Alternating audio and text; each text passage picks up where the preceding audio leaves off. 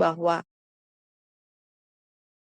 oleh dia, di dalam dia, dan hanya di dalam dia, dalam Yesus, dan oleh darahnya kita mendapatkan pengampunan dosa, yaitu penebusan dosa ya. Jadi di luar Tuhan Yesus tidak ada pengampunan dosa.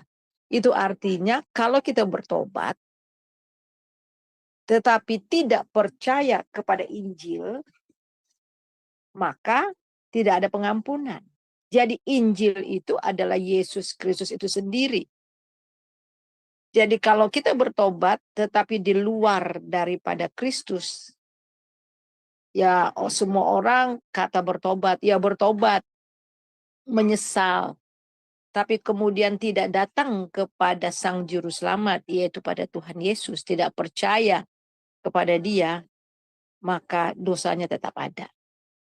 Nah, kita melihat di sini, saudara, ada dua hal. Yang pertama bertobat. Bertobat artinya berpaling ya dari dosa dan kembali kepada Allah. Kita melihat bagaimana seorang anak muda ya yang meminta harta warisannya kepada bapaknya dan kemudian dia menghabiskan hartanya, dan setelah dia terjadi jatuh miskin pada saat itu, kemudian apa yang dia lakukan? Di dalam Lukas pasal 15 ayat 17-18, lalu ia menyadari keadaannya, katanya, betapa banyaknya orang upahan Bapakku yang berlimpah-limpah makanannya, tetapi aku di sini mati kelaparan. Aku akan bangkit dan pergi kepada Bapakku dan berkata kepadanya, Bapa, aku telah berdosa terhadap sorga dan terhadap Bapa.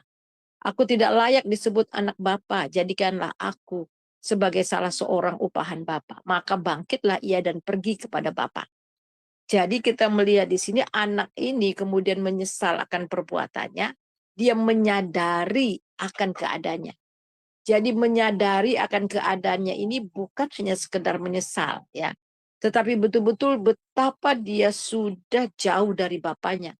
Dan kemudian dia sadar akan keberadaannya dan kemudian bangkit kepada Bapa. Jadi orang yang bertobat itu adalah dia sadar akan dosa-dosanya dan kemudian meninggalkan dosa-dosanya dan kembali kepada Bapa, percaya kepada Tuhan Yesus. Jadi apa yang dikatakan Tuhan Yesus, bertobat dan percaya kepada Injil, datang kepada Tuhan. Dan kemudian yang kedua, kita bukan hanya meninggalkan, bertobat meninggalkan dosa-dosa kita dan datang kepada Tuhan Yesus, percaya kepada Injil. Yang berikut juga, untuk apa kita bertobat? Maksudnya dari apa kita bertobat? Bukan hanya dari dosa-dosa kita, tetapi karena kita sudah menyalibkan Tuhan Yesus. Nah, itu dapat kita melihat di dalam Kisah Rasul ya, Kisah Rasul pasal yang kedua. Kisah Rasul pasal yang kedua ayat 36 dan 37, demikian bunyinya.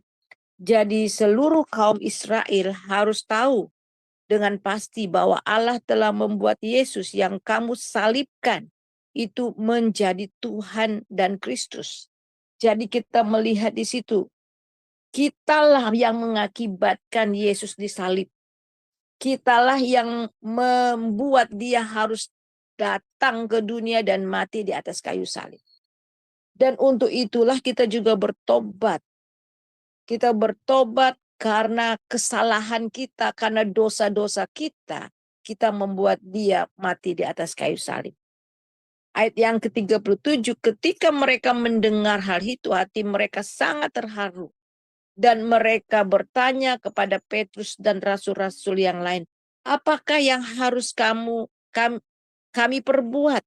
Saudara-saudara, jawab Petrus kepada mereka, bertobatlah dan hendaklah kamu masing-masing memberi diri dibaptis dalam nama Kristus untuk pengampunan dosamu, maka kamu akan menerima karunia Roh Kudus.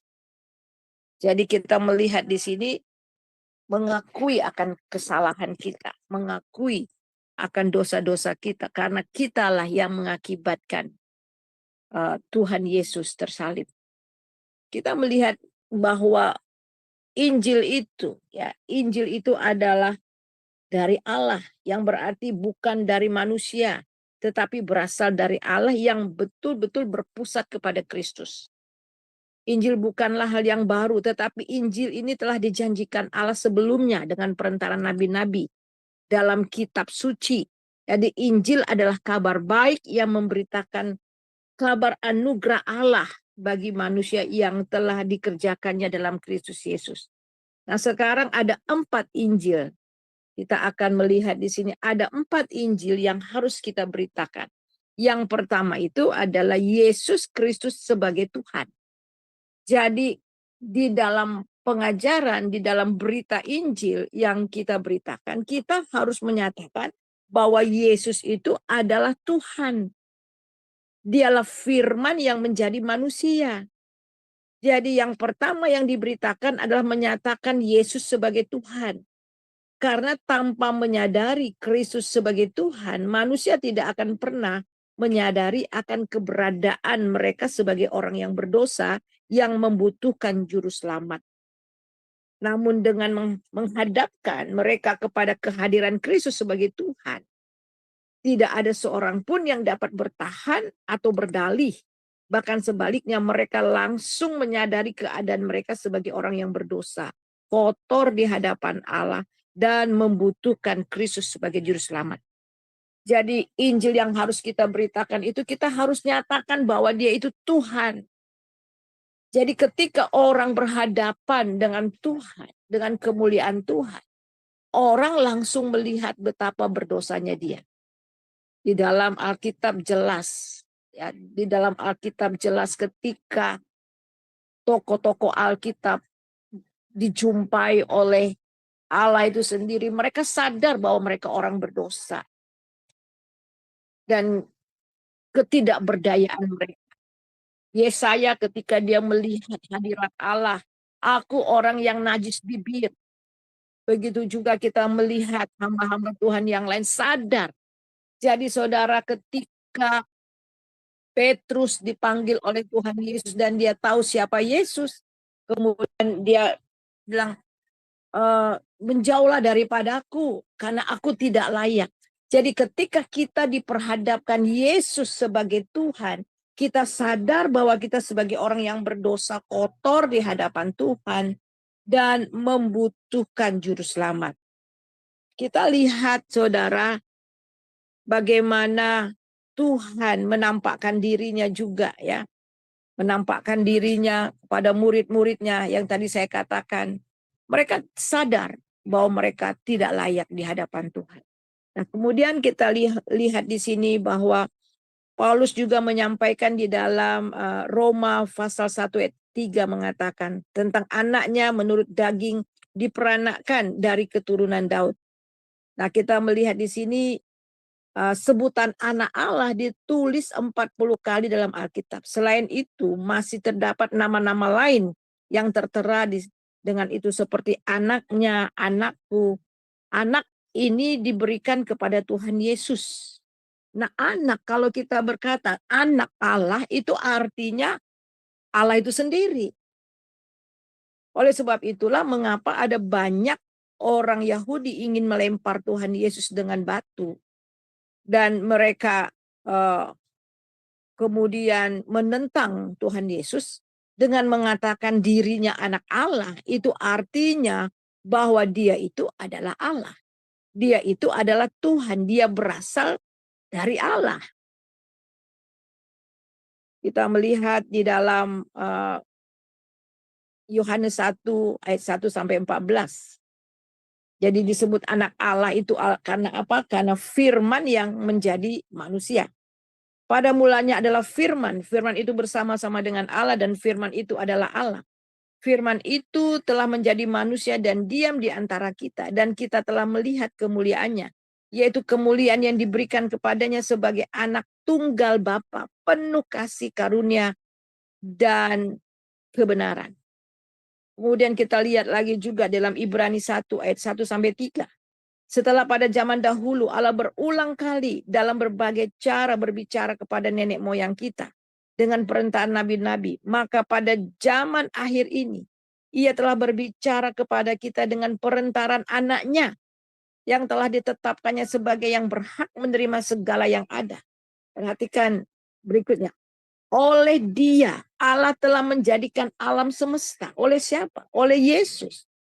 Allah telah menjadikan alam semesta. Ia adalah cahaya kemuliaan Allah dan gambar wujud Allah dan penopang dari segala yang ada dengan firman-Nya yang penuh kekuasaan. Dan setelah ia selesai mengadakan penyucian dosa, ia duduk di sebelah kanan yang maha besar di tempat yang tinggi. Jadi kita melihat di sini bahwa inti Injil yang pertama yang harus kita beritakan itu adalah Yesus sebagai Tuhan. Yesus yang adalah Tuhan. Sebab itu penting sekali pengajaran-pengajaran firman Tuhan yang mengatakan bahwa Dia adalah Tuhan. Kemudian kita lihat di dalam 1 Yohanes 1 ayat 1. Apa yang ada sejak semula yang telah kami dengar dan yang telah kami lihat dengan mata kami, yang telah kami raba dengan tangan kami tentang firman hidup, itulah yang kami tuliskan kepada kamu. Apa yang ada sejak semula? Kejadian 1 ayat 1 katakan, pada mulanya adalah Allah. Sebelum segala sesuatu itu ada Allah. Kemudian sudah ada Allah. Kemudian kita lihat Yohanes 1 ayat 1. Yang tadi kita sudah baca. Pada mulanya adalah firman. Firman itu bersama-sama dengan Allah dan firman itu adalah Allah. Nah, ini yang mereka dengar. Jadi apa yang ada sejak semula itu, yaitu mengenai Elohim itu. Itu yang mereka dengar. Itu yang mereka dengar dari generasi ke generasi. Tetapi di sini dikatakan, kami telah lihat. Yang telah kami lihat. Dan mereka bukan hanya dengar, tetapi mereka lihat. Dengan apa? Dengan mata kami. Dan yang telah kami raba. Bukan hanya dilihat dengan mata, tetapi diraba. Jadi firman itu diraba dengan tangan kami. Tentang firman hidup. Itulah yang kami tuliskan kepada kamu. Itu artinya bahwa Allah yang menjadi manusia. Turun menjadi manusia. Firman yang menjadi manusia. Jadi berita atau inti Injil yang pertama yang harus diberitakan. Yesus adalah Tuhan. Dialah firman yang menjadi manusia. Kemudian yang kedua itu adalah inti Injil yang harus kita beritakan. Kristus mati di salib. Kristus mati di salib. Pada zaman dahulu kita melihat salib itu adalah hukuman yang paling keji. Oleh sebab itu bagi orang Yunani, bagi orang-orang zaman dahulu, saudara, Injil itu sesuatu kebodohan. Tetapi Paulus mengatakan justru Injil itu merupakan kekuatan Allah yang menyelamatkan. Di dalam 1 Korintus 1 ayat 18, sebab pemberitaan tentang salib memang adalah kebodohan bagi mereka yang akan binasa. Tetapi bagi kita yang diselamatkan, pemberitaan ini adalah kekuatan Allah. Jadi salib Kristus harus diberitakan. Salib adalah jantung dan sentral dari Injil. Jika semua manusia hanya diperhadapkan kepada Yesus sebagai Tuhan, maka mereka hanya akan sampai pada kesadaran akan dosa. Namun tidak ada kuasa untuk hidup kudus dan benar di hadapan Allah. Berita kematian Kristus disalib memberi harapan baru bagi manusia yang sudah berada di bawah kuasa maut. Dalam ketakutan akan murka Allah karena dosa. Harapan ini karena Kristus telah mati bagi manusia. Ketika Tuhan mati di atas kayu salib dan berita kematian Kristus ini dinyatakan, ini adalah harapan bagi manusia yang berdosa. Nah, kita akan melihat apa maksud dari kematian daripada Tuhan Yesus.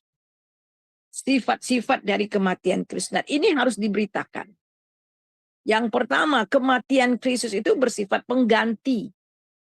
The sacrifice of substitution.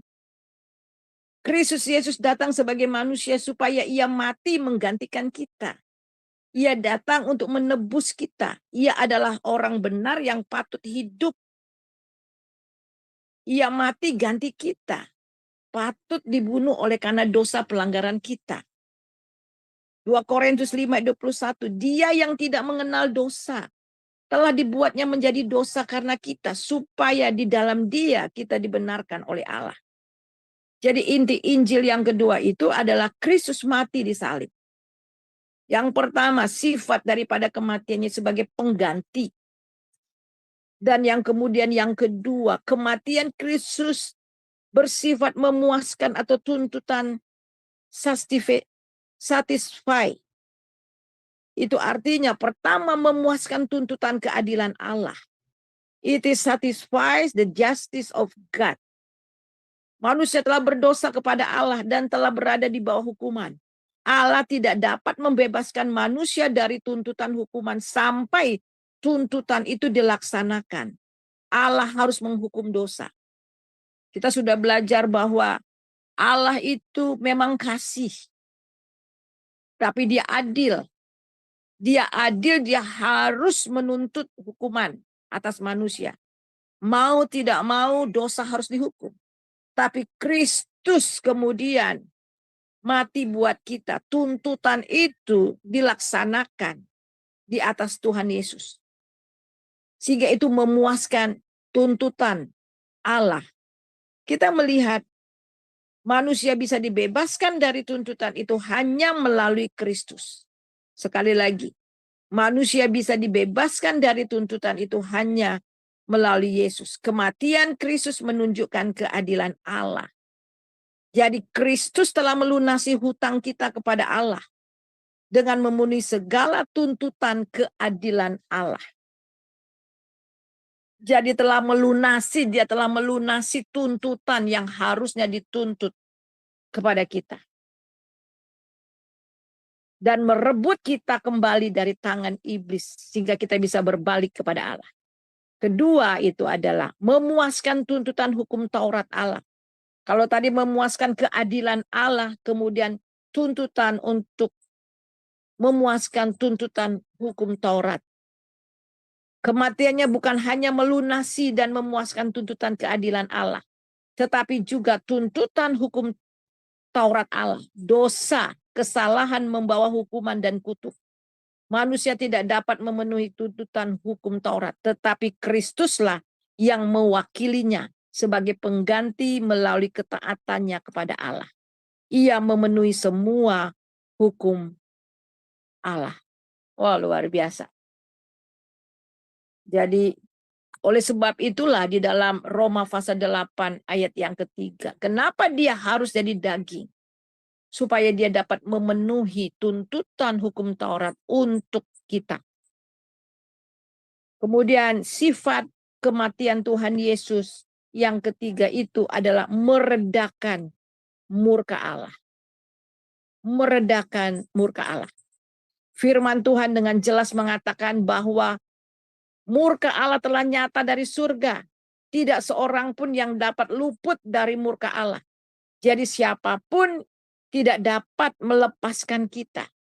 Alkitab mengatakan hanya Kristus yang sanggup membebaskan kita dari murka Allah.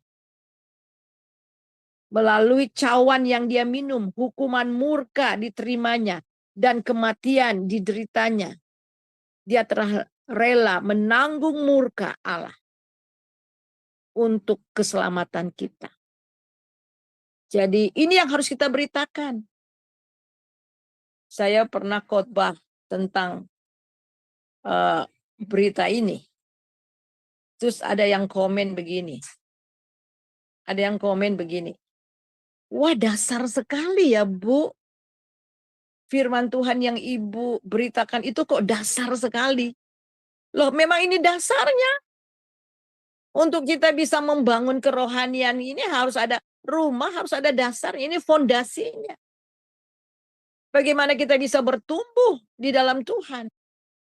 Bagaimana kita bisa mengenal Tuhan dengan sungguh kalau kita tidak mengalami yang namanya mati bersama dengan Kristus dan bangkit bersama dengan Kristus. Ini inti Injil.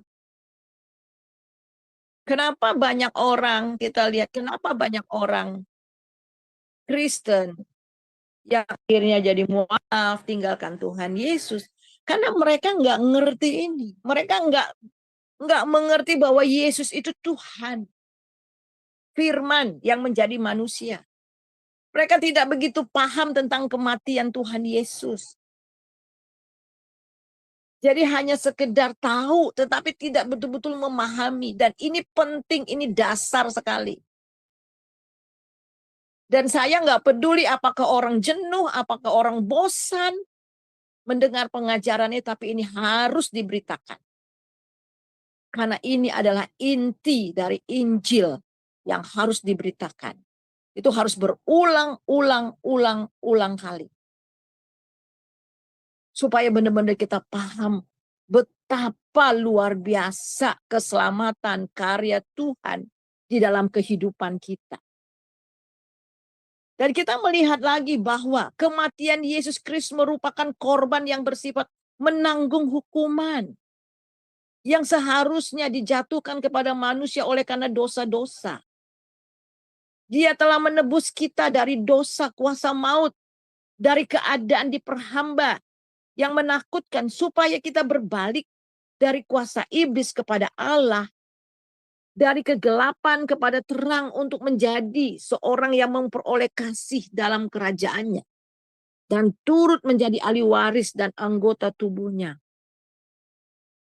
dan peserta dalam janji yang diberikan dalam Kristus Yesus. Jelas. Kemudian yang kelima, kematian Kristus merupakan korban yang bersifat memperdamaikan. Benar-benar bersifat memperdamaikan. Saya akan baca di dalam Roma pasal yang kelima. Roma pasal yang kelima ayat yang pertama. Sebab itu kita yang dibenarkan karena iman, kita hidup dalam damai sejahtera dengan Allah oleh karena Tuhan kita Yesus Kristus. Kita baca di dalam ayat yang ke-11, Roma yang ke-5, mulai dari ayat 10 ya. Sebab jikalau kita ketika kita masih seteru diperdamaikan dengan Allah oleh kematian anaknya, lebih-lebih kita yang sekarang telah diperdamaikan, pasti kita akan diselamatkan oleh hidupnya. Dan bukan hanya itu saja, kita malah bermegah dalam Allah oleh Yesus Kristus Tuhan kita. Sebab oleh Dia kita telah menerima pendamaian itu. Jadi kematian Tuhan Yesus itu bersifat memperdamaikan. Sehingga hubungan kita damai. Ada 5 pendamaian yang kita terima ketika kita diperdamaikan. Pertama, kita berdamai dengan Allah. Kedua, kita berdamai dengan diri kita sendiri. Ketika kita bisa berdamai dengan musuh-musuh kita, bahkan Tuhan memperdamaikan musuh kita kepada kita. Kemudian yang ketiga dan keempat, kita dijadikan agen pendamaian. Kita bisa memperdamaikan orang lain pada orang lain. Di dalam pelayanan kita, dan saya percaya bukan hanya saya dan saudara, di dalam konseling rumah tangga yang hampir hancur, satu sudah di ujung sana, satu di sini sudah berpisah. Tetapi ketika berita Injil disampaikan kepada mereka, walaupun sudah pisah lama dan akhirnya bisa kembali pulih. Tuhan membangun, memulihkan hubungan-hubungan yang sudah terputus, sudah rusak bisa dikembalikan. Dan kita dipakai untuk agen pendamaian itu. Dan yang kedua, kita dipakai untuk menjadi agen pendamaian, mendamaikan orang lain kepada Allah lewat berita Injil yang kita sampaikan. Beberapa waktu yang lalu saya sudah sampaikan juga itu. Dan saya ingin sekali lagi membacakan ayat itu di dalam 2 Korintus pasal yang kelima. 2 Korintus pasal yang kelima ayat yang ke-18. Dan semuanya itu dari Allah yang dengan perantaraan Kristus telah memperdamaikan kita dengan dirinya. Dan yang telah mempercayakan pelayanan pendamaian itu kepada kami. Sebab Allah mendamaikan dunia dengan dirinya oleh Kristus dengan tidak memperhitungkan pelanggaran. Ia telah mempercayakan berita pendamaian itu kepada kami. Jadi kami ini adalah utusan-utusan Kristus. Seakan-akan Allah telah menasihati kami dengan perantaraan kami. Dalam nama Kristus kami meminta kepadamu, berilah dirimu diperdamaikan dengan Allah. Itu adalah berita atau Injil, inti Injil yang kedua. Yesus sebagai Tuhan. Kristus mati. Dan yang ketiga, inti Injil. Inti Injil yang ketiga itu adalah kebangkitan Kristus. Inti Injil pemberitaan Injil atau Injil, inti Injil yang ketiga ini adalah berita kebangkitan Kristus. Kebangkitan Kristus adalah dasar iman Kristiani. Jika kebangkitan Kristus dicabut dari Injil, maka sia-sia Injil ini. Paulus mengatakan, tetapi andai kata Kristus tidak dibangkitkan, maka sia-sia pemberitaan kami. Dan sia-sia juga kepercayaan kamu. Dan jika Kristus tidak dibangkitkan, maka sia-sia kepercayaan kamu. Dan kamu masih hidup dalam dosamu. Demikian binasa juga orang-orang yang mati di dalam Kristus. 1 Korintus 15 ayat 14, ayat 17 dan 18. Mengapa pemberitaan kebangkitan Kristus ini sangat penting? Nah, kita melihat ada beberapa hal di sini.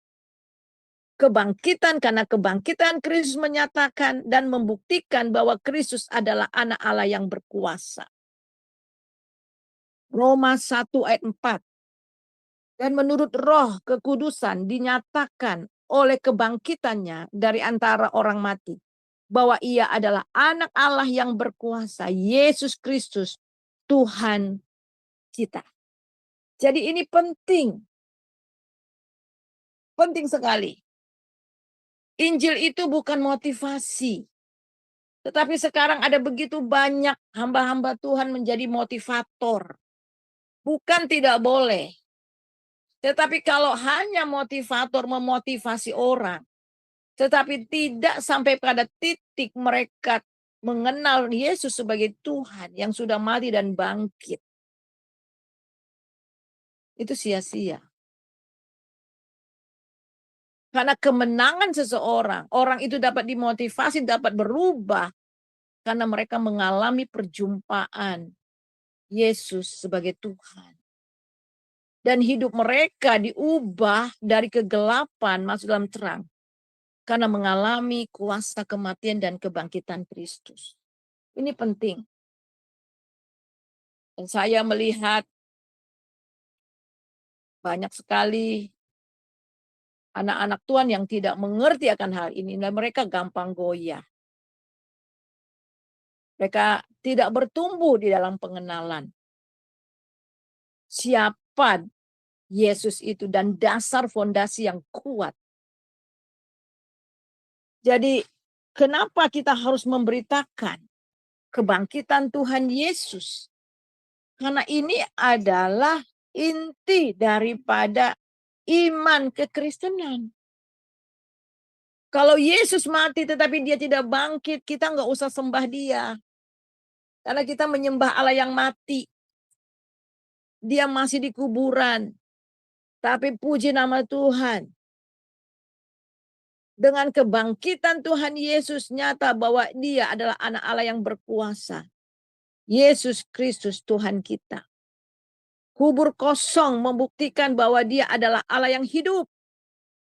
Jika Kristus tidak bangkit, maka sia-sia kepercayaan kita. Karena kita masih menyembah Allah yang mati. Tetapi karena Kristus sudah bangkit, berarti kita menyembah Allah yang hidup dan yang berkuasa atas maut. Melalui kebangkitan Kristus, yang kedua melalui kebangkitan Kristus, rasul-rasul menerima kasih karunia, kuasa sebagai rasul untuk menuntun semua bangsa supaya mereka percaya dan taat kepada namanya. Dan melalui kebangkitan Kristus, orang menerima kuasa untuk dapat berbuah bagi Kristus. Sekali lagi kita melihat di sini. Oleh karena kebangkitan Kristus, kita dapat diubah. Ada kuasa di dalam kebangkitan Tuhan Yesus.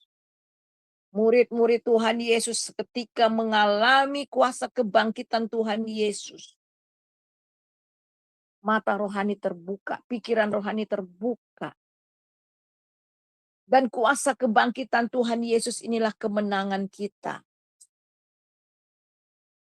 Yang ketiga, melalui kebangkitan Kristus kita dibenarkan. Roma 4 ayat 25, yaitu Yesus yang telah diserahkan karena pelanggaran kita dan dibangkitkan karena pembenaran kita. Jadi dengan kuasa kebangkitan Tuhan Yesus, kita lihat di sini kita dibenarkan. Dibenarkan artinya apa? Dosa diampuni, hukuman dibatalkan, hubungan dipulihkan kembali.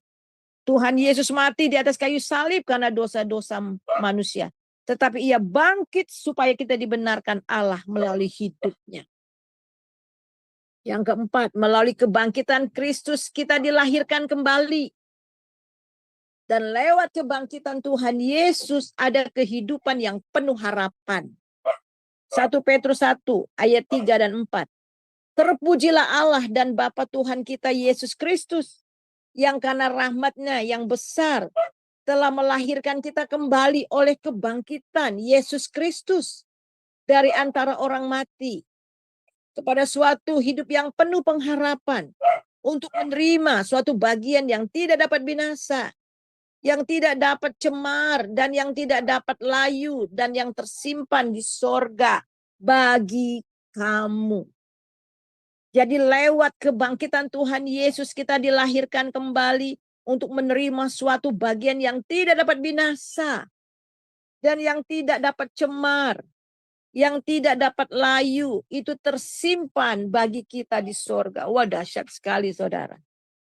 Kemudian yang berikutnya, melalui kebangkitan Kristus kita dipersatukan dengannya dalam persekutuan yang baru. Di dalam Roma 1 ayat yang ke-6 mengatakan, kamu juga termasuk di antara mereka, kamu yang telah dipanggil menjadi milik Kristus. Sebab semua orang dipilihnya dari semula, mereka juga ditentukannya dari semula untuk menjadi serupa dengan gambaran anaknya, supaya ia anaknya menjadi yang sulung di antara banyak saudara.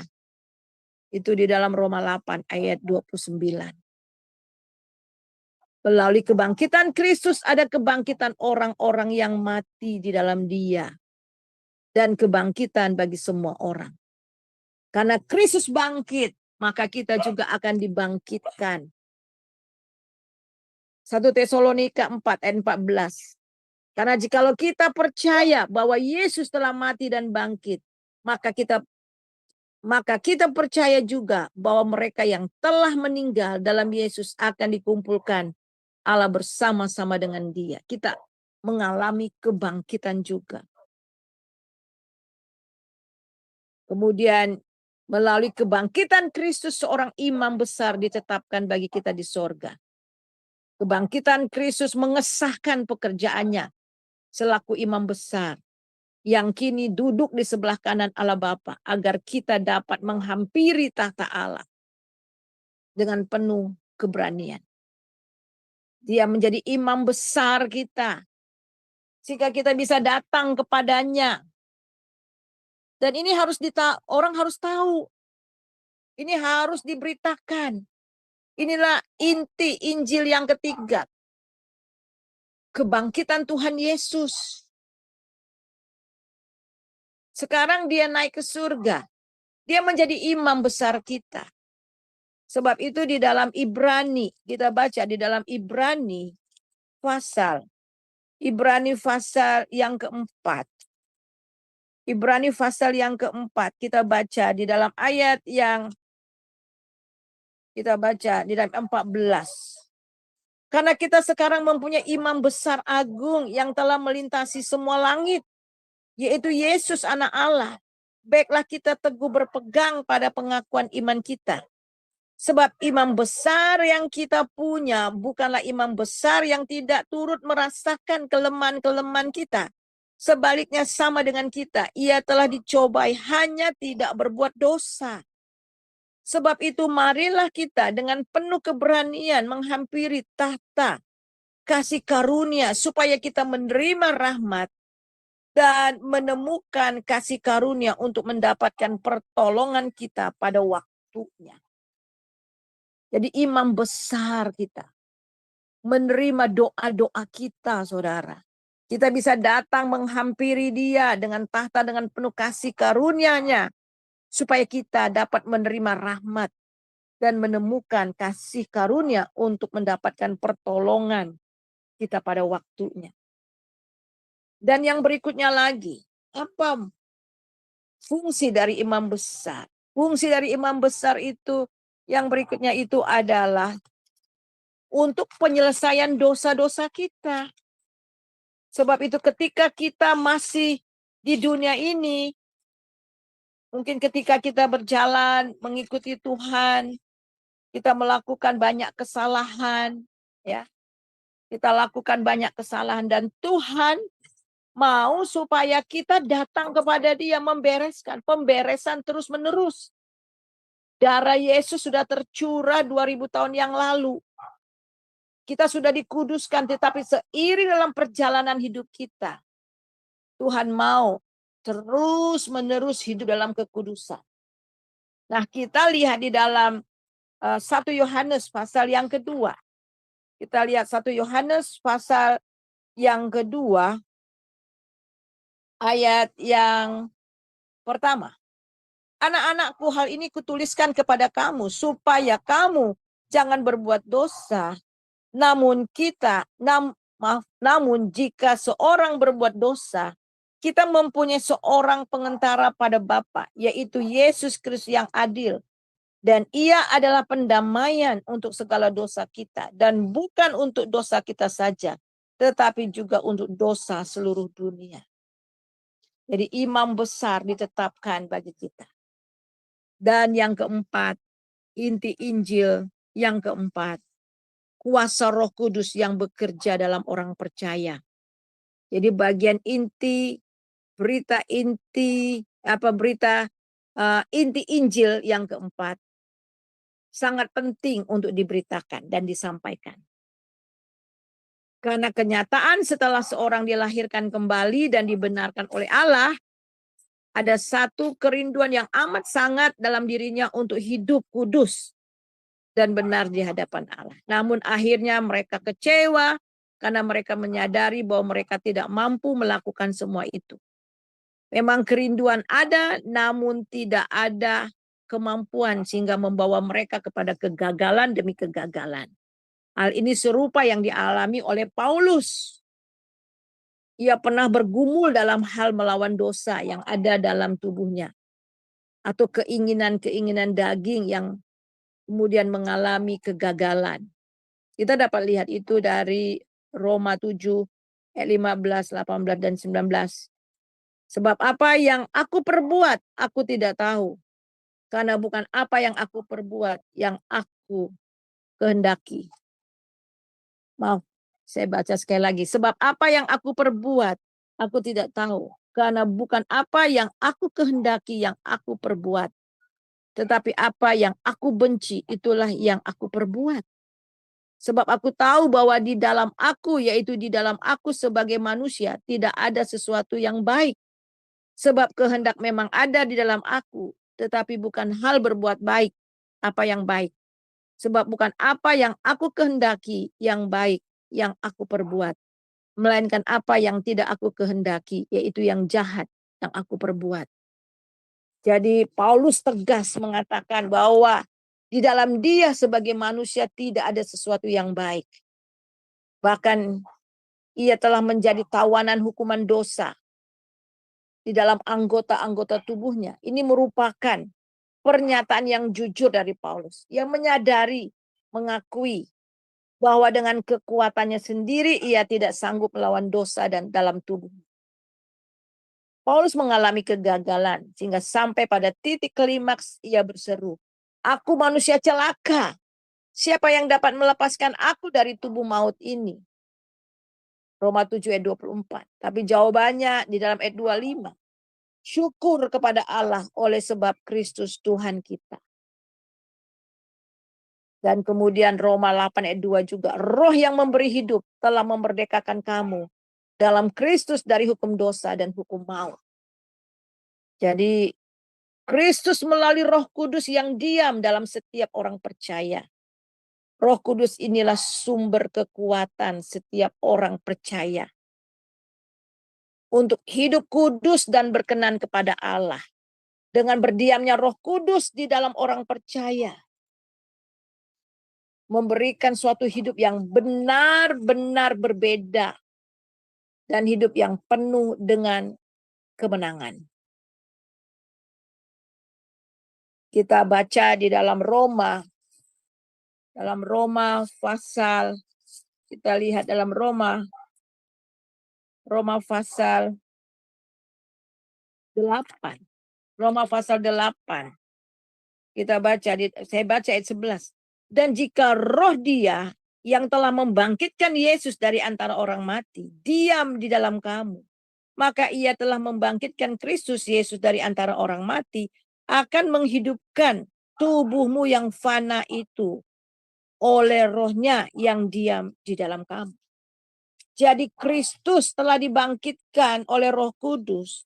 Roh Kudus yang sama itu juga telah menghidupkan tubuh kita yang fana, yang diam di dalam diri kita. Kemudian kita lihat ayat keempat, ayat yang ke-13. Sebab jika kamu hidup menurut daging, kamu akan mati. Tetapi oleh roh kamu akan mematikan perbuatan-perbuatan tubuhmu. Kamu akan hidup. Jadi kita lihat di sini bahwa sebagai orang percaya kita tidak hidup dalam daging, melainkan dalam roh. Jika memang roh diam di dalam kita, hidup oleh roh berarti kita membiarkan roh memimpin kita, menguasai hidup kita. Galatia 5 ayat 25, jikalau kita hidup oleh roh, baiklah hidup kita juga dipimpin oleh roh. Hanya dengan membiarkan Roh Kudus memimpin dan menguasai hidup kita, ia akan leluasa bekerja di dalam dan melalui kita. Sehingga kita tidak menuruti keinginan daging yang dapat mematikan perbuatan-perbuatan daging kita. Itu hanya Roh Kudus. Dengan demikian kita dapat hidup dengan berkelimpahan dan berkemenangan. Roh Kudus bukan hanya menjadikan sumber kekuatan orang Kristen supaya mereka dapat berkenan di hadapan Allah, tetapi Roh Kudus membuktikan bahwa kita ini adalah anak-anak Allah. Roh Kudus juga membebaskan kita dari perbudakan dan menjamin bahwa kita berhak menjadi ahli waris dari janji-janji Allah. Jadi berita Injil ini harus disampaikan, dan Injil ini merupakan kabar baik bagi mereka yang mendengarkannya. Jadi kita melihat di sini Paulus bangga. Dia bangga akan Injil itu. Oleh sebab itu dia mengatakan di dalam Roma 1 ayat 14. Dia katakan, aku berhutang baik kepada orang Yunani maupun kepada orang Yahudi maupun kepada orang Yunani. Baik kepada orang terpelajar maupun kepada orang yang tak terpelajar. Sebab aku mempunyai keyakinan yang kokoh. Atau dengan kata lain, aku tidak merasa malu akan Injil. Karena dalam Injil adalah kekuatan Allah yang menyelamatkan setiap orang percaya. Pertama-tama orang Yahudi, tetapi orang Yunani. Sebab di dalamnya nyata kebenaran Allah yang bertolak dari iman dan memimpin kepada iman. Seperti ada tertulis, orang benar akan hidup oleh iman. Bangsa Roma tidak pernah menghargai bangsa Yahudi. Penyaliban merupakan bentuk pelaksanaan hukum mati yang paling hina yang diberikan kepada seorang penjahat. Mengapa harus beriman kepada seorang Yahudi yang mati disalib? Mereka berpikir. Walau dihina karena Injil yang dia beritakan, Paulus tidak merasa malu. Bahkan ia merasa bangga dan berbegah dalam Injil itu yang ia beritakan. Karena Injil adalah kekuatan Allah yang menyelamatkan. Power berasal dari kata Yunani, dunamis, akar kata yang dipakai untuk kata dinamo, yang dinamis. Ini merupakan kekuatan yang merobohkan, menghancurkan kesombongan, kecongkakan manusia yang diperhamba oleh dosa. Jadi merobohkan gunung-gunung batu sekalipun. Jadi kata keselamatan mengandung makna yang luar biasa.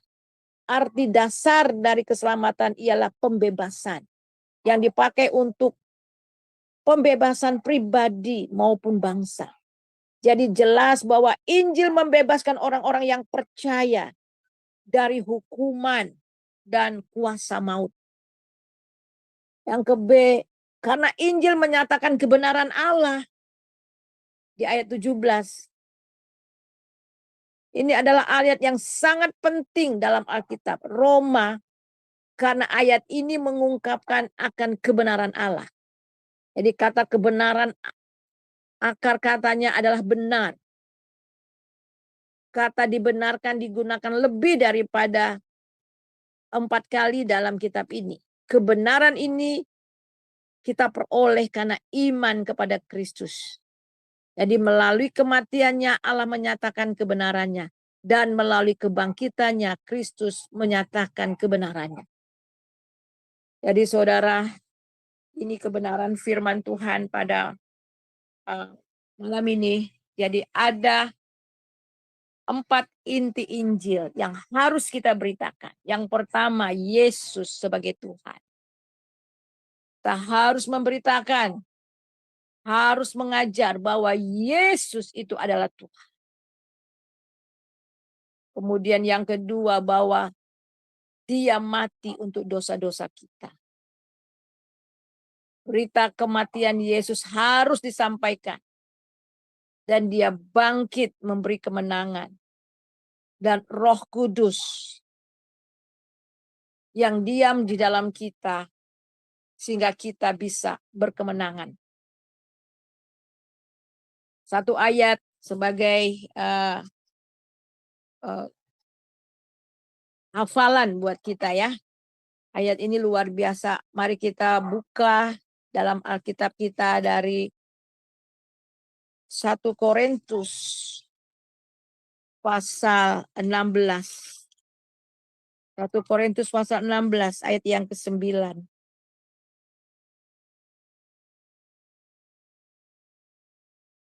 1 Korintus 9 ayat 16 ya, salah ya saya.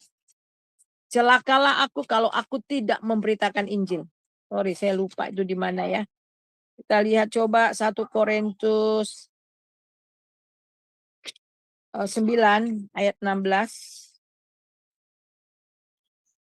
Iya betul, 1 Korintus 9 ayat 16, Bu. Ya. Coba Ibu tolong baca. Iya.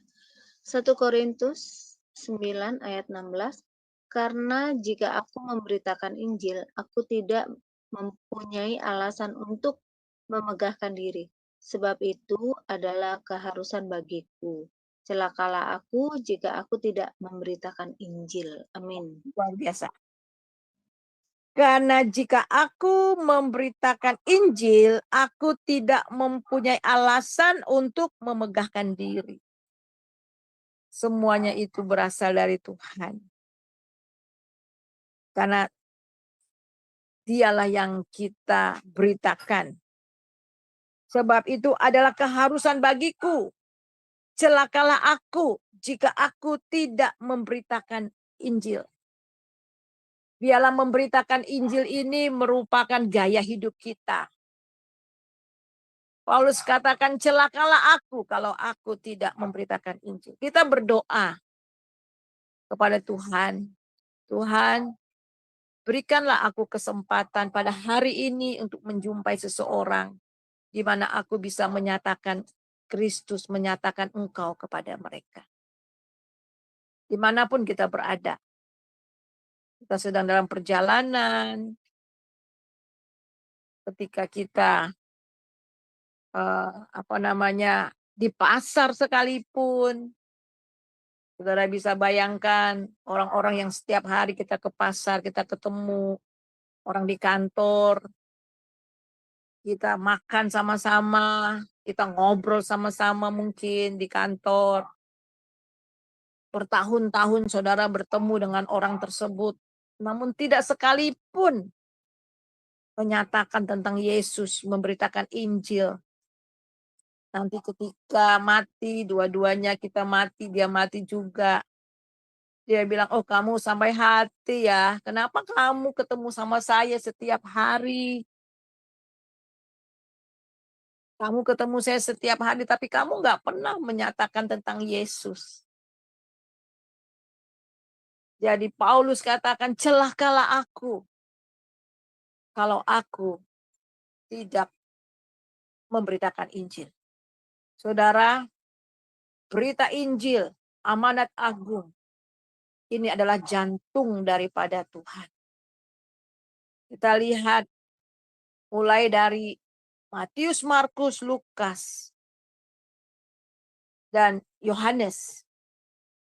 Sebelum Tuhan Yesus naik ke surga, dia telah berpesan, pergilah, jadikanlah semua bangsa menjadi muridku. Kemudian di Lukas juga, bahwa berita pertobatan itu harus disampaikan. Di Markus bahwa semua makhluk itu harus mendengar juga berita Injil. Kemudian di dalam Yohanes, sama seperti Bapa mengutus aku, sekarang aku mengutus kamu. Dan sebelum dia naik ke surga, dia telah berpesan kepada murid-muridnya bahwa mereka akan mendapatkan kekuasaan dari tempat maha tinggi. Dan mereka akan menjadi saksi ketika Roh Kudus turun. Jadi ketika Tuhan mengutus kita, dia memberi kuasa. Kuasa Roh Kudus yang ada dalam diri kita inilah yang membawa orang untuk kepada pertobatan. Saya ingin tutup dalam satu kesaksian. Waktu saya kuliah di Colorado waktu itu ya. Di Amerika, di Colorado. Jadi kami itu setiap weekend, bukan weekend, di pertengahan minggu, kami diutus untuk penginjilan. Kebetulan saya diutus pergi beberapa mahasiswa dari sekolah Alkitab saya itu pergi ke Universitas Colorado di Boulder. Jadi karena saya sudah pengalaman penginjilan di Indonesia, kemudian di Filipina sebelumnya, saya berpikir bahwa orang Asia dengan orang Amerika itu bisa tenggang rasa, bisa nggak enak gitu ya, bisa bercakap-cakap mengenai Tuhan Yesus dan sebagainya. Dan saya mulai menginjili. Apa mereka bilang? Saya menginjil satu cewek. Do you still believe in God? Do you still believe in Jesus? You are stupid. Waduh, saya kaget luar biasa. You are stupid. In this year, you still believe in God? You are stupid. Wah, saya di-stupidin, saudara. Minggu berikutnya juga begitu. Akhirnya sudah hampir 1 bulan lebih.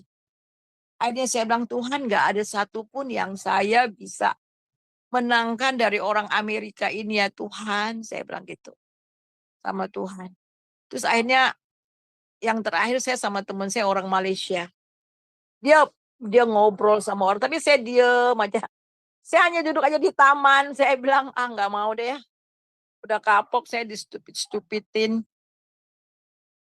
Tiba-tiba dia panggil saya, teman saya ini, "Yani," panggil saya Yani, "Yani, come on," katanya. "Ini ada orang ini, please share the gospel to her." Jadi saya agak setengah males, tapi sedih. Setengah males, bukan setengah males bagaimana, takut kecewa lagi gitu.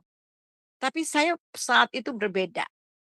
Saya bilang, Roh Kudus tolong. Kalau engkau ingin menyelamatkan cewek ini, itu bukan cewek ya, mahasiswa. Kalau itu masih di Universitas Colorado, kalau engkau ingin menyelamatkan cewek ini, Tuhan pakai saya. Supaya buka pikirannya, supaya dia mengerti dan terima Yesus.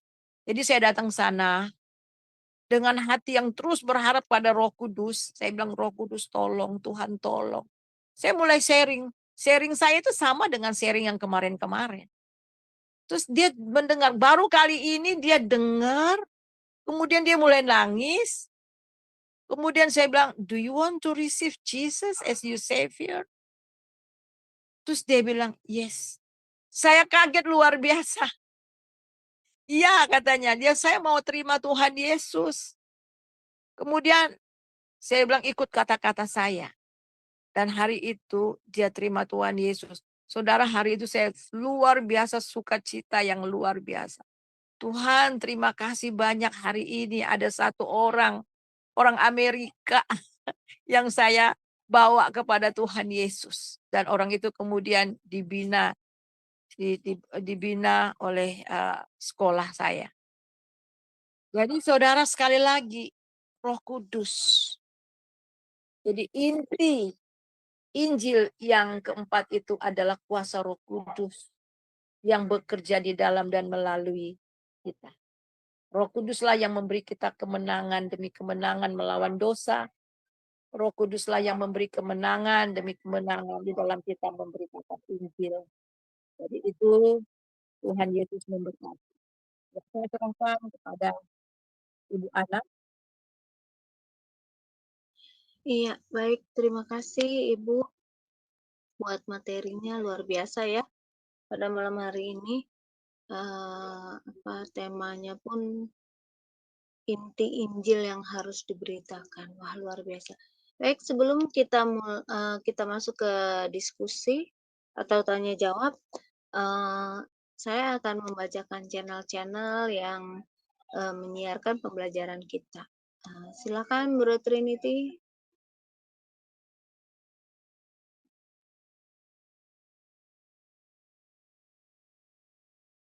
Monitor Bro Trinity.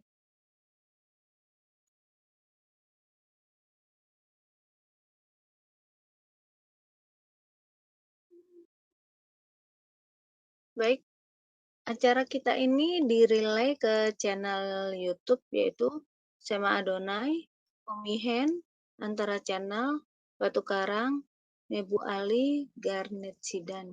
Nah, itu channel-channel yang menyiarkan pembelajaran kita pada malam hari ini. Baik, terima kasih, Bro.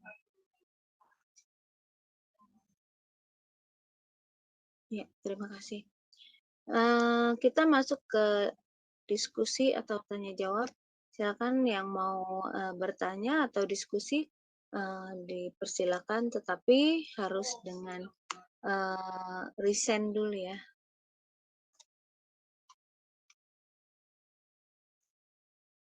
Atau sudah jelas? Wah, ini luar biasa nih Bu. Kalau memang baik, sebelum ada yang bertanya, saya mau ini. Jadi ini ya Bu, intinya kita harus memberitakan Injil ya, Bu ya. Karena kalau memberitakan Injil kita banyak orang ya, maksudnya banyak orang yang mengenal Yesus tapi bukan mengenal ya, maksudnya tahu Yesus itu siapa tetapi tidak dalam gitu, tidak terlalu dalam siapakah Yesus itu. Bahkan masih banyak ya Bu ya, apalagi yang sekarang nih ya, yang apa namanya seperti apa namanya, bilang Yesus itu Bapa. Nah itu, makanya banyak yang tidak mengerti. Tetapi, kalau banyak maksudnya kalau ada yang, memberitakan Injil, bagaimana Alkitab kita itu seperti apa, itu tuh luar biasa, pastinya orang akan mengerti, apa sih, apa isi Alkitab itu, bagaimana sih, apa Tuhan kita itu, apa Allah yang hidup. Mungkin seperti itu kali ya, Bu, ya, karena kalau, apa, orang memang belajar maksudnya belajar tetapi mereka ada juga yang belajar tapi tidak memahami gitu ya, memahami apa itu isi Alkitab. Bahkan bisa juga terjebak karena dengan ajaran-ajaran yang, tidak maksudnya ajaran-ajaran yang menyimpang. Nah itu, memang luar biasa pada malam hari ini banyak ayat juga dari Ibu yang menjelaskan bagaimana, apa, Injil itu seperti apa. Wah luar biasa ya, luar biasa sekali. Iya, Baik, jadi ini iya, Bu, silakan. ya itulah sebabnya memang di gereja itu para Tuhan gembala memang harus mengajarkan penuh gitu. Makanya emang harus ada uh, apa namanya pelajaran-pelajaran ya firman Tuhan. Selain khotbah di hari Minggu ada pelajaran Bible study ataupun Iya, hari Minggu betul. itu juga topik-topiknya juga ya mengenai kehidupan itu memang betul, tetapi juga pengajaran juga harus semuanya harus seimbang ya. Jadi seimbang dan betul I itu iya, memang diajarkan. Jadi ada banyak iya, kesalahan Bu, betul. saya lihat. Karena ada juga sih, Bu, ya, maaf ya, Bu, saya potong. Karena ada juga, Bu, teman saya, dia ikut belajar tetapi masih belum memahami gitu ya. Maksudnya, seperti Tritunggal atau bagaimana kita, kita orang Kristen, menjalani hidup. Nah, itu memang, banyak sekali yang belum memahami gitu ya, Bu, ya, masih. Jadi intinya harus ada yang memberitakan Injil Iya, ya, jadi luar mereka biasa. percaya Yesus adalah Tuhan itu yang penting ya. Iya, Jadi memang Yesus sebagai Tuhan yang memang di luar dia ya tidak ada lagi selain dia. iya betul. Karena memang harus ada yang mendekat. Tapi kan ini ya, Bu, ya. Oh, ada yang nanya nih. Ya, silakan Ibu Alin. Sudah Iya, bisa dibuka. salam. Iya, Ya, salam, selamat malam, Ibu Suryani, selamat malam Ibu Ana. ya, Bu, shalom. saya mau bertanya mengenai cerita Ibu tadi bahwa kita kan harus mengabarkan Injil ya, Bu. Karena Injil adalah kekuatan dari Allah sendiri, jadi harus kita kabarkan. Ya, saya mau bertanya ini, Bu, mengabarkan Injil itu kan seperti Ibu sharing cerita tadi, Ibu sharing bahwa Ibu sudah mencoba gitu pada teman-teman gitu, tapi malah diejek ya Bu ya seperti itu. Nah, apakah memang sebenarnya ketika kita menginjil itu memang kita harus meminta ya Ibu kepada Tuhan untuk agar kita bisa mengetahui orang yang kita injili itu siapa gitu, seperti itu ya Ibu? Maksudnya sebelum kita, mau menginjil kepada orang lain. Jadi, tidak bisa dengan hikmat kita sendiri ya Bu, untuk, mencari orang yang bisa kita injili. Benar ya seperti itu Ibu Suryani? Iya, Iya terima memang kasih Ibu. kita menginjili kan orang yang benar-benar mengasihi Tuhan, dia pasti Mhm, mengasihi jiwa-jiwa yang terhilang itu jelas. mmm, Itu udah jelas ya. Jadi dia tidak akan pernah berdiam diri melihat orang-orang yang terhilang dan mmm, ah, minta hikmat daripada Tuhan. Jadi ada banyak cara ya. Jadi banyak cara lewat kehidupan kita juga ya, lewat kehidupan, tapi pada akhirnya juga ketika mereka itu lihat kehidupan kita dan akhirnya mereka tuh tertarik dengan kehidupan kita dan bertanya. Nah, ini saya kasih contoh, contoh yang saya alami waktu saya di Kalimantan ya, waktu saya di Kalimantan.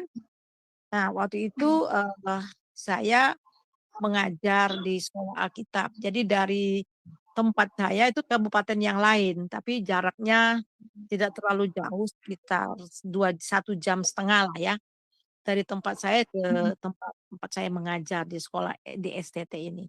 Jadi saya bawa mobil, saya sendiri, kemudian dari jauh saya lihat, ada truk, motor nyerempet truk, terus truk itu jatuh, motor itu jatuh. Motor, 2 orang, ibu dengan anak, terus jatuh. Jatuh terus, yang anaknya itu udah terkapar, terus, akhirnya saya berhenti, tapi mamanya itu, cuman lecet-lecet, cuman anaknya udah kakinya yang patah ya, kakinya patah, terus, saya berhenti, ada mobil yang lewat tapi mereka jalan aja, takut takut nanti dikasih saksi lah apa, dan saya berhenti. Saya berhenti, kemudian saya telepon ke kampus, saya bilang, "Saya agak terlambat, ini ada kecelakaan." Mereka pikir, saya yang kecelakaan karena udah tinggal mungkin sekitar 20 menit lagi lah sampai di kampus. Dan akhirnya mereka, mahasiswa itu beriring-iringan dengan sekalian bawa polisi karena nggak jauh dari kampus itu ada pos polisi, jadi dengan polisi, mereka pikir saya yang kecelakaan. Nah, saya tolong ibu itu. Kemudian, sebelum itu juga ada ambulan lewat, saya berhentikan. Saya bilang, "Pak, mau ke mana?" "Mau ke Rumah Sakit Parindu." Nah, ada namanya Rumah Sakit Parindu. "Tolong bawa ini, eee, ibu dengan anak ini bawa. Bu, biarin aja ini, motornya, nanti saya urus," saya bilang gitu ya. "Nanti saya urus," saya bilang gitu. Saya pikir ya, nanti panggil anak-anak mahasiswa atau gimana. Nah, udah mereka pergi ke rumah sakit, kemudian Eee, motornya itu karena ada polisi yang datang dan masuk ke mobil saya itu motornya. Udah saya ngajar, setelah saya ngajar, saya pergi ke rumah sakit. Saya pergi ke rumah sakit. Nah, mereka itu orang Kedar ya, orang Kedar. Jadi, orang Melayu itu sama sekali susah ya untuk mendengar firman Tuhan karena mama saya itu orang Melayu. Kemudian saya datang ke sana, saya bilang, "Bapak, boleh saya berdoa buat, anak Bapak?" "Oh, boleh boleh," tapi saya dengan iman saya ya, Kak, iman saya Tuhan Yesus Kristus, ya. Terus kan kalau kalau, Yesus itu kan ada juga di dalam, kitab Bapak gitu ya, namanya Isa Al-Masih gitu ya. "Boleh saya berdoa?" "Oh, boleh boleh," saya bilang, "Tuhan Yesus, junjungan kami, saya mengucap syukur ketemu dengan ibu ini, anak ini ya, saya berdoa," dan saya sebut, "Tuhan Yesus adalah juru selamat, dialah Tuhan dan sembuhkan." Jadi saya berdoa begitu.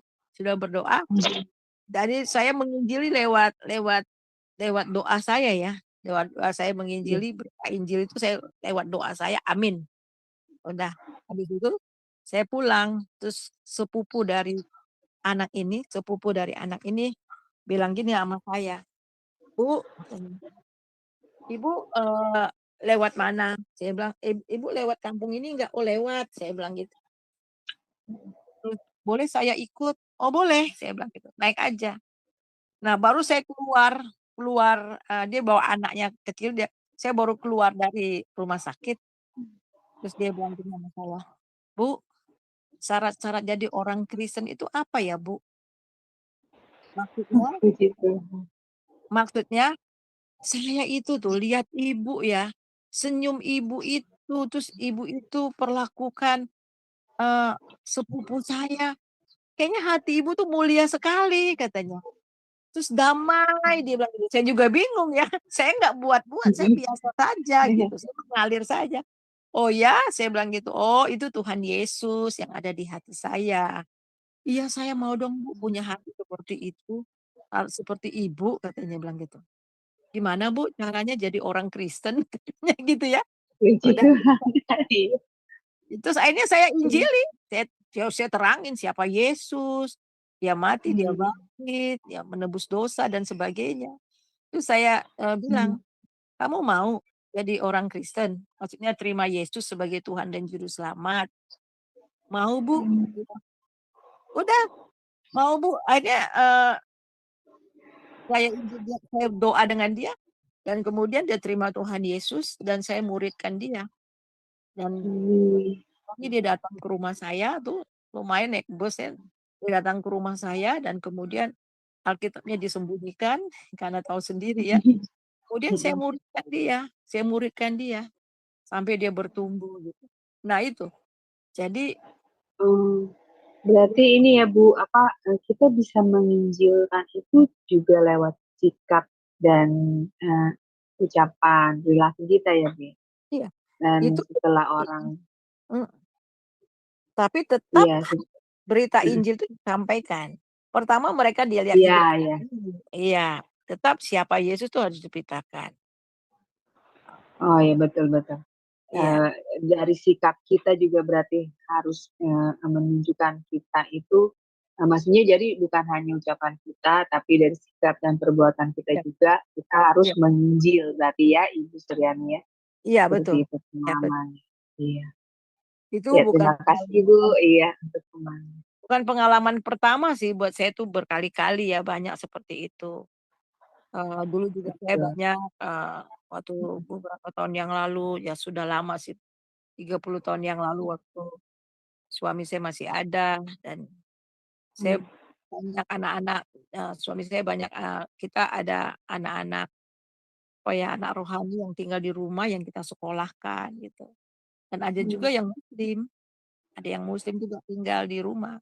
Kami setiap kali ada ibadah pagi gitu, jam 4 kita doa Hmm. pagi dan saya nggak pernah pernah pernah ini dia, pernah ajak-ajak dia, tapi saya doakan. Tapi saya kalau masak sama-sama, apa, saya beritakan tentang Tuhan Yesus gitu, beritakan gitu kan. Satu ketika Hmm. satu ketika dia minta dibaptis, sudah 4 bulan lah, 3 bulan, 4 bulan, minta dibaptis. Dia panggil saya mami, "Mami, saya boleh dibaptis?" Katanya. "Loh, Gitu. kok kamu tiba-tiba mau dibaptis? Kenapa?" Lalu dia Iya. bilang, Saya tuh di kamar saya dengerin," katanya. Emang nggak saya sengaja sih Hmm. ngomong, Eh. ini, saya dengerin, "Oh ya terus satu lagi," katanya, "saya tuh udah pernah tinggal beberapa rumah orang," karena kan dia disekolahkan kan. "Oh ya Hmm. terus apa bedanya?" "Iya, kalau dulu yang tempat saya tinggal itu, kalau suami istri lah pas lagi nggak ada duit itu suka berantem. Tapi kalau mami ada duit, Hmm. nggak ada duit biasa aja," katanya, "sukacita aja," katanya. Nah itu. Nah itu jadi Betul, berarti Ibu sikap dan perbuatan kita itu benar-benar harus bisa kita bawa untuk memuliakan nama Bapak berarti ya Ibu. Jangan iya dengan betul. sikap perbuatan ucapan kita itu malah jadi nama Bapak dihujat seperti itulah ya Ibu ya. Iya Seperti benar. itu ya Iya pengertiannya. Jadi iya iya, jadi kita bisa menginjil juga berarti bukan hanya melalui ucapan ya Bu, tapi dari sikap ucapan, maksudnya sikap dan perbuatan, sikap dan kelakuan kita juga ya. iya Dan betul. dari situlah orang jadi melihat Tertarik. kita beda, Iya ya iya beda ya Bu dengan yang lain dan mereka tertarik. Nah dari situlah awal mula kita untuk bisa menginjil tentang iya Yesus ya Bu ya. iya Luar membangun biasa. jembatan ya, membangun jembatan buat Iya, mereka. heeh, iya. Jadi, Ya apa, terima kasih. mhm, iya. Iya, ya, Ada Ibu istilah Suryani orang terima. kan apanya, Hmm. eee, action, speak louder Hmm. than speech ya. Hmm. Jadi, Iya. action kita itu, berbicara lebih keras dari perkataan kita. Hmm. Betul, kuasanya lebih kuat di situ ya, Bu, ya, maksudnya power-nya lebih kuat di sikap dan kelakuan kita ya, Bu, ya. Makanya Iya orang jadi tertarik ya dari situ ya. iya. Iya, ya terima kasih Ibu Suryani untuk pencerahannya. Tuhan berkati. Iya. Baik, terima kasih Bu Aling. Barangkali ada yang mau bertanya lagi? Ya, Masih ada. saya mau Oh berterima iya, kasih silakan. sama Ibu Suryani. Nih, saya mendengarkan dari tadi, saya bilang, wah, kalau orang-orang waras mengetahui bahwa inti Injil menyelamatkan kita, seluruh dunia diselamatkan ya, Bu. Iya, iya betul. Terus masih banyak orang yang belum membuka hati mereka untuk menerima Injil. Saya tuh dibilangin, Bu, sama teman saya, Hen, emang cuman agama Kristen doang yang diselamatkan? Saya bilang iya, emang Kristen. Ah, nggak mungkin Tuhan begitu jahat katanya. Masa Tuhan begitu jahat? Lo yang jahat itu kamu sebenarnya. Masalahnya Tuhan udah kasih jalan kebenaran untuk kita supaya kita bertobat. Tapi kamu menutup hati, saya Menolak. bilang. Nah, jadi saya kasih dia di Kisah Para Rasul apa tuh Bu, yang di kolong langit ini tidak ada juru selamat lain. Kisah Yang Rasul itu 4 ayat 12. iya itu saya kasih dia ayat itu. Nah, dia bilang ke saya, ah ini mah bisa buatan manusia aja. Yang Alkitab siapa yang tulis katanya? Kan orang katanya. Iya, karena lu kagak tahu. Orang yang nulis, tapi yang ilhamkan itu Roh Kudus. Wah, berdelit-delit, Bu. Dasar memang. Maklum ya, maksudnya saya dan hati saya. Memang kamu menolak keselamatan. Iya. Ya, udah dikasih, saya jelasin ke dia siapa itu Yesus. Yesus mati di kayu salib. Dia menolak. Dia ngomong tidak. Kamu tahu nggak, agama yang tertua itu agama Buddha, agama Konghucu katanya. Saya bilang kamu salah. Sebelum ada agama Buddha, sudah ada dulu karya Allah untuk menyelamatkan manusia. Agama Buddha juga belakangan datangnya. Nih ceritanya begini nih. Waktu perjanjian lama begini. Didengerin doang Bu, tapi kagak terbuka hatinya. Iya, iya itu supaya Roh Kudus bekerja lagi kita doakan ya. Tapi tadi waktu Ibu memberikan kesaksian itu, saya meneteskan air mata. Saya teringat terhadap orang itu, Bu. Oh, iya. Saya bilang, Tuhan jamah dia, selamatkan dia Tuhan. Hanya Tuhan, betul. Kalau Ibu tadi bilang, mengandalkan Roh Kudus, meminta sama Roh Kudus, biar Roh Kudus yang menjamah wanita ini. Akhirnya waktu Ibu berbicara, Roh Kudus berkarya. Saya bilang, wow, luar biasa. Dan saya melihat dunia ini masih lebih banyak orang yang belum diselamatkannya, Bu. Iya, betul. Ya, itu aja sih dari saya, Bu. Saya respon tadi pengajaran Ibu sangat luar biasa. Jadi arti keselamatan Yesus, hanya Yesus yang menyelamatkan kita, tidak ada yang lain. Ya. Makasih Bu Suryani. Sama-sama Bu Eni. Ya, Iya, jadi terima memang kasih. ya Alkitab kan tegas juga mengatakan, coba Ibu Ana baca di 2 Korintus 12 ayat 3 kalau nggak salah. 2 Korintus ya Bu ya. Ya, 2 Korintus 3 ayat 2 Korintus 12 ayat 3. 2 Korintus 12 ayat 3 ya. Ya, Aku juga tahu tentang orang itu, entah di dalam tubuh, entah di luar tubuh. tunggu dulu. 12 atau 13 ya ayat yang ketiga yang tidak ada seorang mengaku Yesus sebagai Tuhan kalau tidak digerakkan oleh Roh Kudus. Ini pasal 2 Korintus 12 kan ya Bu ya? Iya. Ayat 2 apa ayat 3 ya coba.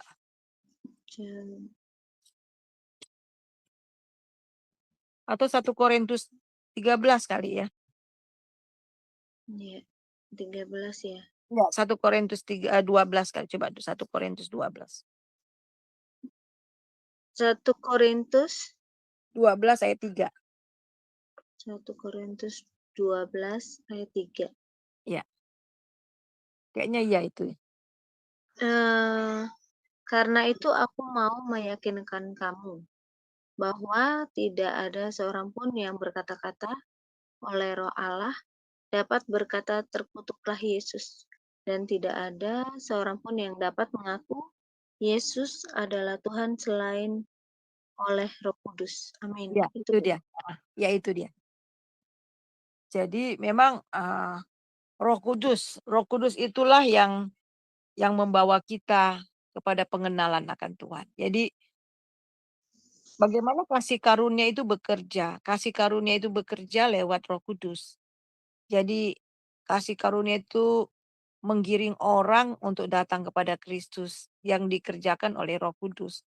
Jadi Roh Kuduslah yang membimbing kita sampai kita menerima Yesus. Jadi pikiran kita ini kan ditutup. Pikiran kita ini kan diselubungi oleh ilah zaman. Jadi selama tertutup di dalam 2 Korintus pasal 3 mulai ayat 15, walaupun mereka baca hukum Taurat, baca kitab Musa, baca menyelidiki kitab-kitab, mereka nggak akan ngerti-ngerti selama Roh Kudus tidak menyingkapkan kebenaran itu. Sebab itulah memang perlu doa itu perlu untuk kita sebelum kita memberitakan Injil, didoakan orangnya ya, berdoa bergantung pada Roh Kudus. Jadi bukan kita, tetapi betul-betul Roh Kudus yang bekerja lewat firman Tuhan itu sehingga itu jadi rema buat orang yang mendengar, mereka mengerti dan mereka percaya kepada Roh Kudus, percaya kepada Yesus. Ya. Iya. Baik, terima kasih Bu Heni. Jadi ini ya Bu, saya pernah Bu, pengajar saya bilang, beritakan Injil, beritakan Injil. Saya sebenarnya banyak ya teman dari seberang gitu ya Bu ya. Tetapi saya pun bingung ya. Saya bingung untuk bagaimana untuk memberitakan Injil. Maksudnya memberitakan keselamatan gitu ya. Saya eh, di sisi lain jujur aja Bu, saya takut, bukan takut kehilangan teman, tetapi saya nggak mau ada perselisihan ya karena membicarakan tentang agama kan gitu ya. Nah, Hmm. tapi, karena saya nggak tahu bagaimana, jadi saya hanya bersikap baik ya dengan mereka. Bukan berarti saya, eee harus baik dengan dia, tetapi dengan yang lain enggak.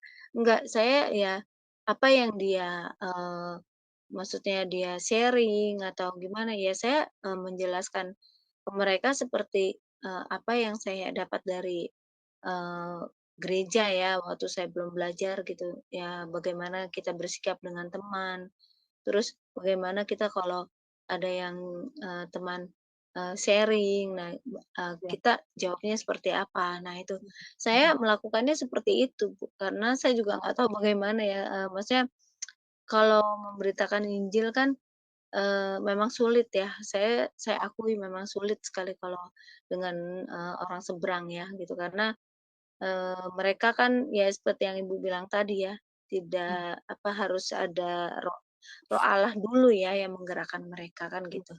Nah, apa, saya, saya sampai sebenarnya sedih juga ya, Bu, ya. Jujur keluarga saya juga ada yang, eee, dari Kristen terus pindah gitu ya. Saya sebenarnya sedih gitu ya. Saya sampai bilang sama Tuhan, "Tuhan kenapa seperti ini?" Saya pengen itu, mereka tuh diselamatkan gitu. Tetapi saya nggak bisa menuntut juga sih Bu, ke Tuhan ya gitu. Cuman saya ya benar ya, saya bawa dalam doa gitu. Eee, karena hanya doa ya Bu ya, yang istilahnya bisa mengubah ya segala sesuatu kan gitu.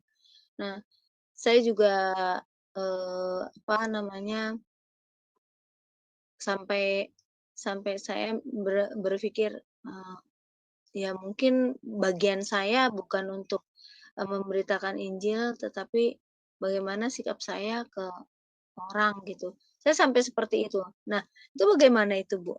Karena saya nggak bisa untuk memberitakan Injil, tetapi sikap saya gitu loh dengan orang-orang yang belum mengenal Kristus. Nah, itu bagaimana itu, Bu?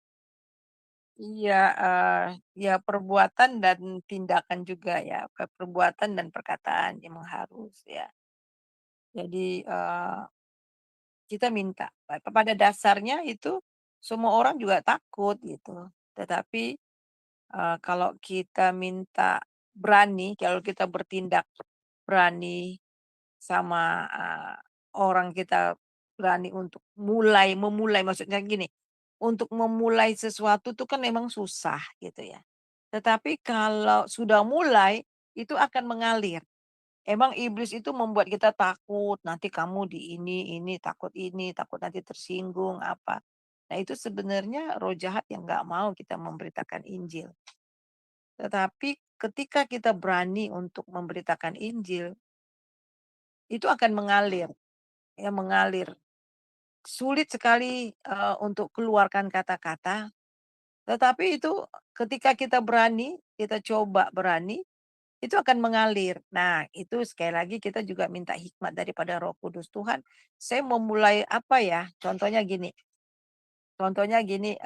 kalau Grab, saya naik Grab ya, dan saya pasti kalau naik Grab, eee, kalau seandainya pun itu dekat dan saya tidak sempat untuk bersaksi menyatakan Yesus, ketika, saya turun, saya bilang, "Terima kasih ya Pak, Tuhan Yesus memberkati." Nah itu, saya sebut nama Yesus, Tuhan Yesus memberkati. Saya nggak peduli apakah dia itu Kristen atau Islam ya, Tuhan Yesus memberkati, nah itu. Tetapi kalau itu panjang, itu tempatnya panjang dan saya sempet, saya suka cari. Contohnya gini, satu ketika saya, naik taksi, tahu macet luar biasa. Nah kebetulan waktu itu mau Natal.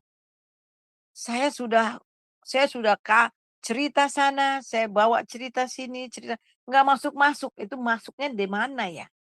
Terus akhirnya ngomong, "Ini nih gara-gara mau Natal Ibu," katanya. "Ini mau Natal, jadi orang tuh pada banyak belanja kali, macet." "Oh iya Natal." Terus akhirnya tiba-tiba bilang gini, "Bapak ngerti nggak arti Natal?" "Enggak."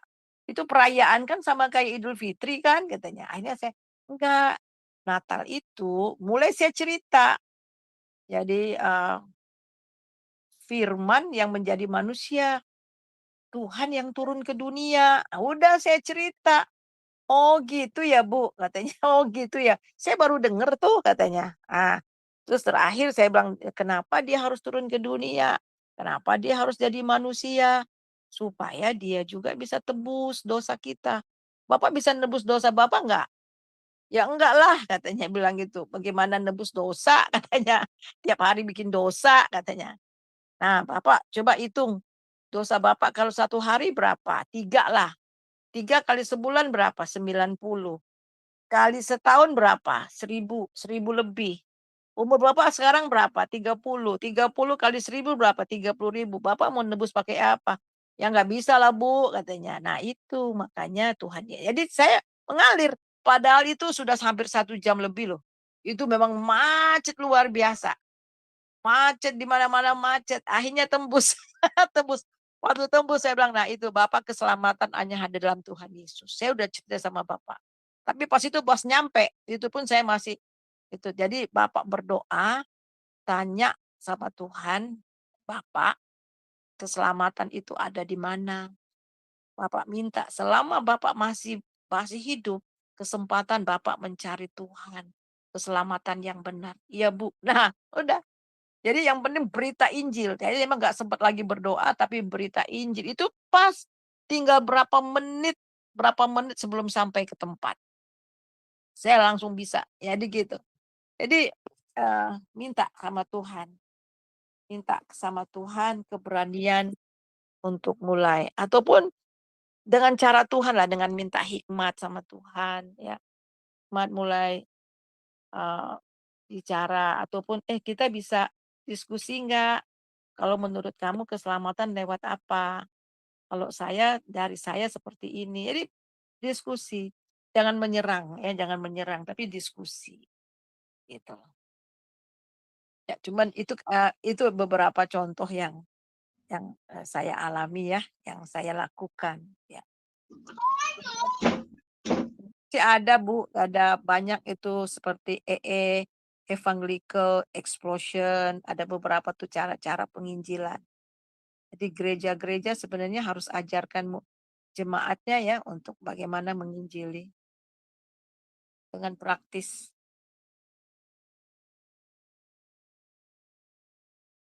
Iya, saya, apa namanya, juga tadinya nggak berani sih, Bu, ya, kayak bilang gini, eee, "Bagaimana kabarnya?" Gitu kan biasa teman-teman saya gitu ya, "Baik," saya cukup begitu.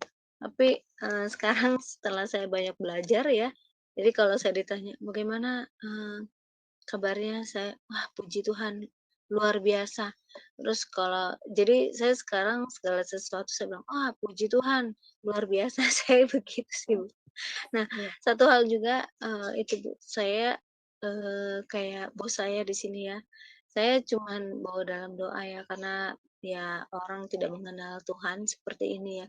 Saya iya, cuman, berdoa dan saya juga bilang sama Tuhan, saya berharap karena saya juga nggak ngerti bagaimana harus menginjili mereka, tetapi sikap ya, Bu, ya, dari sikap kita, ya. Terima kasih Ibu, baik masih ada waktu, barangkali masih ada yang mau bertanya, dipersilakan.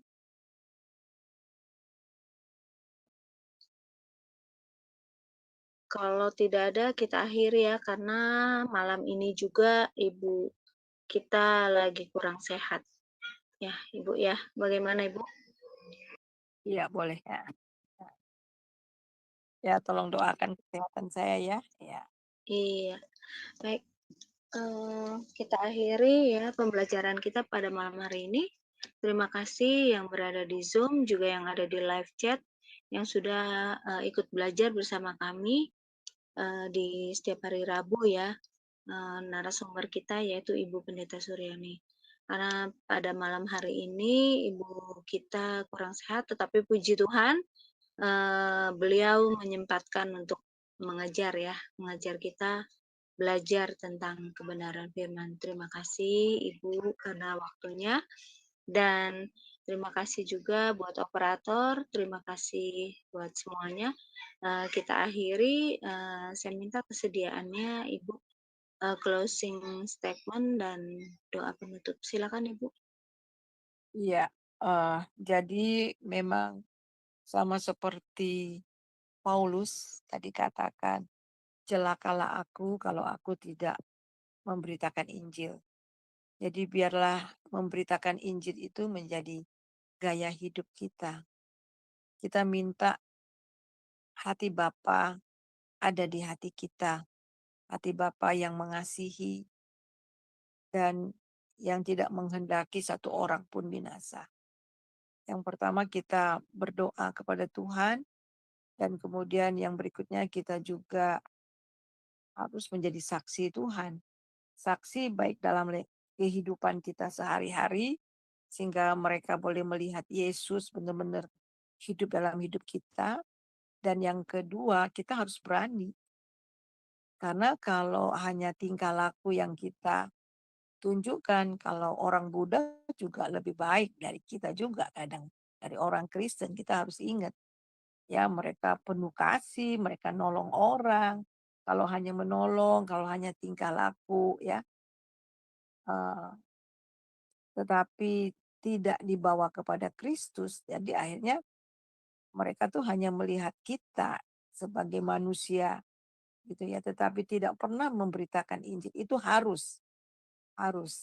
Jadi giring seseorang itu, Tuhan biarlah mereka melihat hidup saya, mereka lihat Yesus, bukan melihat saya sebagai orang yang baik. Ya, karena tidak ada seorang pun yang baik sebenarnya. Tetapi biarlah ketika mereka melihat Yesus, melihat hidup saya, mereka melihat Yesus, dan ketika mereka melihat Yesus dalam hidup saya, beri kesempatan kepada saya untuk menyatakan Yesus, menyatakan Engkau kepada mereka. Nah, itu yang kita doakan. Jadi itu saja dari saya, dan biarlah mulai dari pelajaran keselamatan hanya ada dalam Kristus dari part 1, 2, 3 dan hari ini betul-betul memotivasi kita untuk kita menyatakan Yesus kepada dunia. Supaya banyak orang yang datang pada Kristus. Itu saja, Tuhan Yesus memberkati, mari kita berdoa. Terima kasih Tuhan untuk firman Tuhan, pelajaran yang kami pelajari pada malam ini, 4 inti Injil yang harus kami beritakan. Yesus sebagai Tuhan, Yesus yang mati di salib, Yesus yang bangkit, dan Roh Kudus yang bekerja di dalam kehidupan kami. Tuhan, terima kasih karena kasih-Mu yang luar biasa. Kau sudah menebus kami. Bahkan kami menjadi ahli waris kerajaan surga.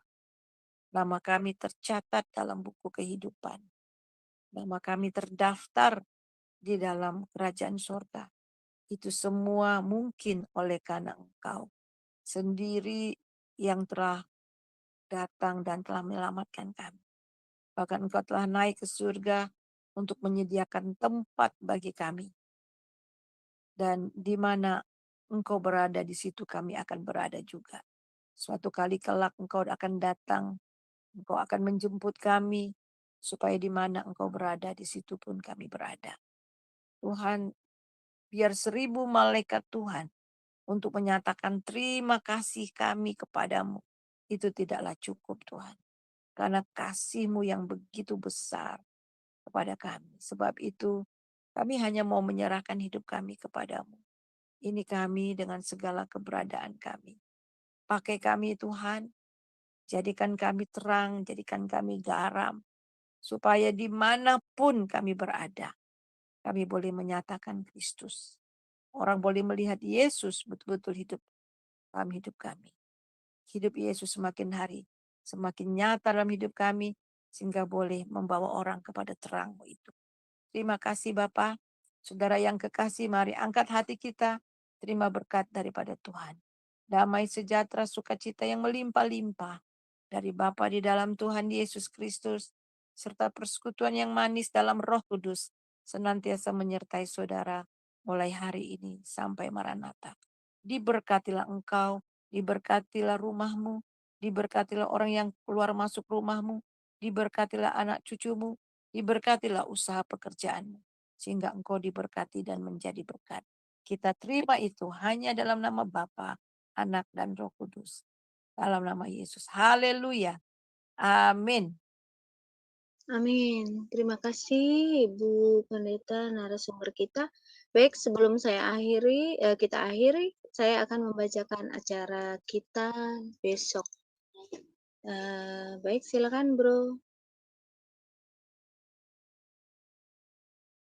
Monitor.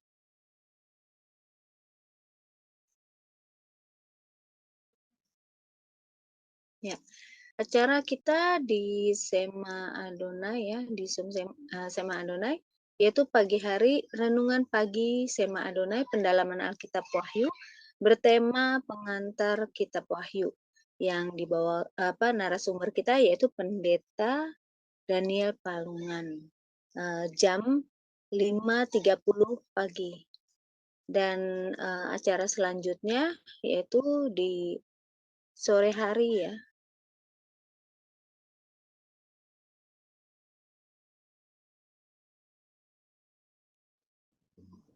Monitor. Dan dilanjutkan acaranya jam 6 sore yaitu Pondok Daud di Zoom Sema Adonai juga. Setelah itu masih ada acara lagi yaitu jam 7 ya kalau nggak salah. Jam 7 bersama Pak Pendeta Thomas.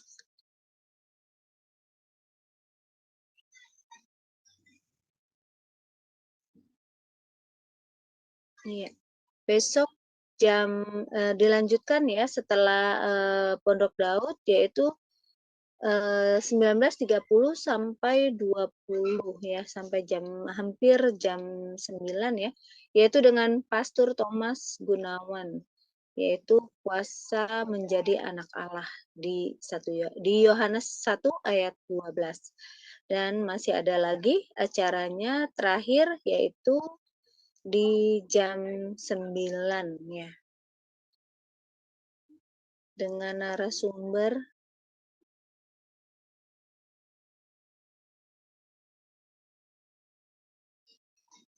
Nah, ini acaranya jam 9 ya, yaitu narasumbernya Pak Evangelis ya, Titus Sanusa, yaitu Standing by Grace, Serving for Him ya. Itulah acara kita di hari Kamis ya. Baik, jangan lupa saksikan kembali di Zoom Sema Adonai acara-acara pembelajaran tentang kebenaran firman. Dan jangan lupa share dan like ya channel-channel yang menyiarkan pembelajaran kita. Terima kasih buat yang ada di Zoom dan juga di live chat. Terima kasih, Tuhan Yesus memberkati. Terima kasih buat narasumber kita, Ibu Pendeta Suryani. Terima kasih juga buat operator kita, yaitu Bro Trinity. Terima kasih, Tuhan Yesus memberkati kita semua. Shalom, shalom, shalom. Shalom. Ya.